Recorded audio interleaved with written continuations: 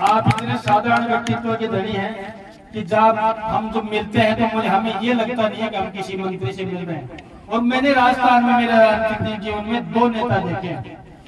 फिर कहता हूँ इसको राजनीतिक भाषा मत समझना, जिनको मैं खाटी नेता बोलता हूँ। खाटी समझते हो क्या?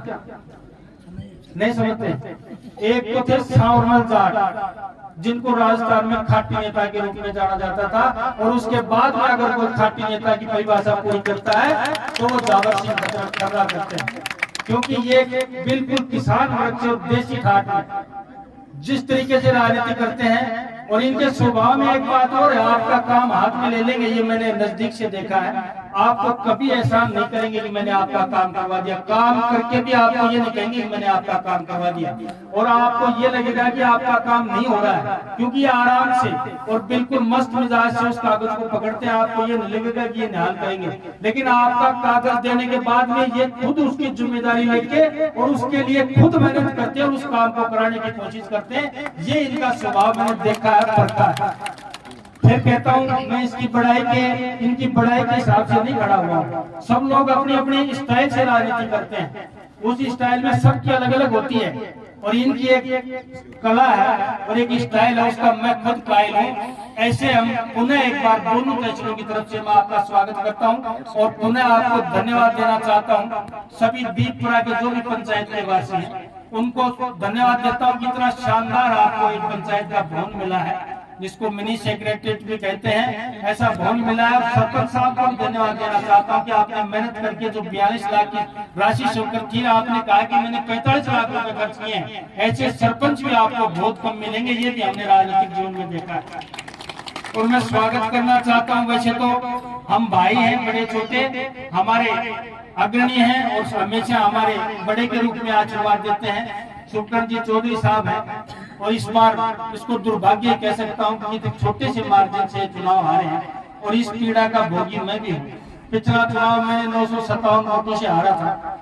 वो 957 वोटों की हार मैं खुद तो भूलना चाहता था, लेकिन पब्लिक ने भूलने नहीं दिया। 5 साल सुबह पहले आके यार है कि मैंने तो और कर लेता, थोड़ी सी और कर लेता, थोड़ी सी और कर लेता। मैं भूल बचाया था, मैंने भूल बोल दिया तो चौधरी साहब थाने भूलन नहीं दिलाई, क्योंकि बड़ी हार हो जाती है ना, तो बड़ी हार में तो आदमी का मन मान लेता है कि भाई 35,000, 20,000, 30,000 की हार थी, चलो बहुत ही कम थे, हार गए। लेकिन एक किनारे पे आके जब नैया डूबती है तो उसका मलाल निश्चित रूप से 5 साल तक चलता है। लेकिन जैसा अभी मेरे पूर्व वक्ता ने कहा, भगवान ने हो सकता है कुछ और सोच रखा हो, और भी सोच रखा हो, कुछ अच्छा हो जाए। कहीं बुरा होता है तो उसमें अच्छाई भी कई चीजें छुपी होती है। ईश्वर करेगा जो भविष्य में होगा जो मिल जाएगा। निश्चित रूप से आपने मान और सम्मान किया है। मैं एक बात और निवेदन करना चाहता हूँ, यहाँ पर उपस्थित सर्व समाज के लोग बैठे हो, सभी समाज के लोग बैठे हो। राजनीति में और इस देश में किसी चीज की कमी नहीं है। हमारे देश में इतना तगड़ा नेतृत्व मिला हुआ है कि हम दुनिया में अपनी शक्ति को पहचानवा सके, और दुनिया में हम 5वीं ताकत है, कभी हम बहुत जल्दी दुनिया की 3री ताकत बनने वाले हैं। लेकिन इस देश को अगर किसी चीज से खतरा है तो वो जातिवाद से खतरा है। जो नौजवान है वो समझ जाए, मैं जाट, मैं गुर्जर, मैं राजपूत, मैं माली, ये करके आप लोगों ने इस देश का बेड़ा गर्क कर दिया है। मैं कहना चाहता हूँ जातिवाद की कोई जगह नहीं है राजनीति में, और असली राजनीति जो करता है अगर वो जातिवाद की बात करता है, मैं समझता हूँ वो महासभा के लायक है, राजस्थान की विधानसभा और लोकसभा के लायक नहीं है। आप लोगों से आग्रह करना चाहता हूँ, हम लोगों को भगवान ने बनाया, ना धर्म संप्रदाय जाति हमने खुद बनाई है कर्म के हिसाब से, लेकिन इतना जहर भर दिया गया है कि जाट को राजपूत नहीं देगा, गुर्जर को माड़ी नहीं देगा, फलाना नहीं देगा। इस चीज की पीड़ा हम भुगतते हैं। हम राजनीति करने वाले लोग इतने छोटे स्तर पे नहीं जाते। आज ट्रांसफर खुल रहे हैं, और मैं इस उदयपुर वाटी की धरती और दीपपुरा की इस पंचायत में कह के जा रहा हूँ, अगर मेरे पास 100 गुर्जरों के ट्रांसफर की बात आई है, एप्लीकेशन आई है, तो 150 माड़ियों की एप्लीकेशन आई है। लेकिन हम लोगों ने घर में बैठकर, गांव में बैठकर, पंचायत के चुनाव में, विधानसभा के चुनाव में अशोक गहलोत और राजेश पाइलट की लड़ाई करके और वो गांव ढाणी में पहुंच गए। वो अशोक गहलोत लड़ता होगा और सचिन पायलट लड़ता होगा, दीपपुरा का और माधोगढ़ का गुजर और माए तो नहीं लड़ता ना। लेकिन हम लोगों ने किस स्थिति में पहुंचा दिया इस देश को और इस समाज को। इससे आप क्या पा सकते हो? कुछ नहीं पा सकते। हम अपने इस भविष्य को और अपने आने वाली पीढ़ियों को एक जातिवाद के जहर में घोलकर एक गंदे समाज का निर्माण कर रहे हैं, गंदे प्रदेश का निर्माण कर रहे हैं, कटु प्रदेश का निर्माण कर रहे हैं। जब भगवान ने हमें कहा है, हमें आम भाषा में क्या कहा जाता है? गुज्जर गाजर माड़ी मूड़ी गाज कहा जाता है कि नहीं? कहते हो कि नहीं? जब गाजर मूड़ी एक क्यारी में उग सके तो गुज्जर और माड़ी एक जगह क्यों कौन बैठ सके? ये बताओ, गलत बात है क्या?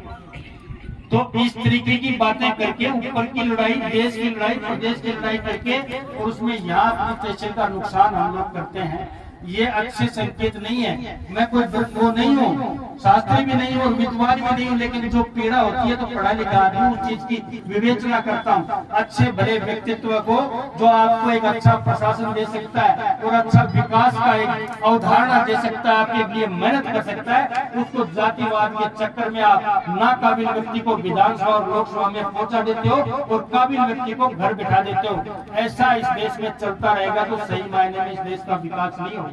उन्हें एक बार कहना चाहता हूँ, ये देश सुरक्षित हाथों में है, ये देश मजबूत हाथों में है। अगर इसी तरीके से इस देश में विकास की गंगा चलती रही तो ये दुनिया का एक नंबर का देश बनेगा, इसको कोई रोक नहीं सकता।